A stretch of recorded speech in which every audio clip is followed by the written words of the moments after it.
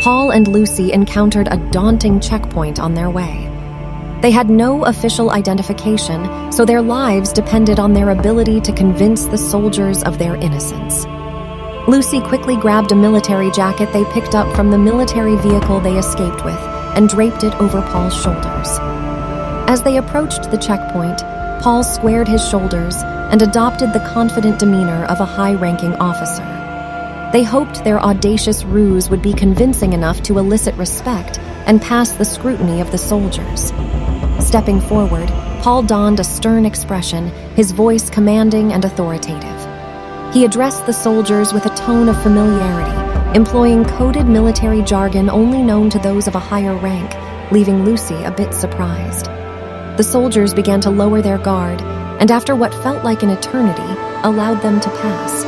But they hadn't gone far when they saw a military vehicle from the checkpoint coming after them. Paul immediately increased his speed and the chase began.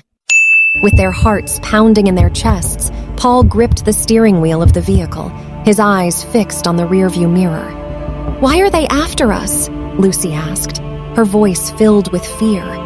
The roar of the engine drowned out their frantic breaths as they pushed their vehicle to its limits, hoping to outrun the military truck that was relentlessly pursuing them. Paul explained that information may have gotten to them regarding his real identity. He promised to explain everything to Lucy when they evade the military truck. Sadly, the military men opened fire on them, shattering windows and puncturing metal. With a mix of desperation and adrenaline coursing through their veins, Paul made a split-second decision and drove the vehicle off a cliff. The vehicle hurtled through the air before crashing into the river below with a thunderous impact. Alex closed the book. He vowed not to forgive Paul if anything happened to Lucy. Gasping for air, Paul and Lucy made their way out of the sinking vehicle and swam to safety, but Paul passed out immediately they got to shore. Lucy's heart raced with fear as she reached out to him and realized he had been hit by a bullet during the chase. With all her strength, she dragged him into the woods and fashioned a tourniquet to stop the bleeding. Alex closed the book. He wasn't feeling too well, so he decided to take a nap, but by the time he woke up, his illness had intensified, leaving him bedridden and unable to continue reading.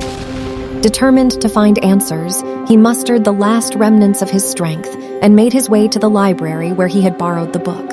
With a wan smile, the librarian recognized him and greeted him warmly. Alex explained his illness and how it coincided with his reading of the mysterious book. Then the librarian asked him a question. "Did you wish death upon anyone in the book?" Alex's eyes widened with shock. He could not answer the question.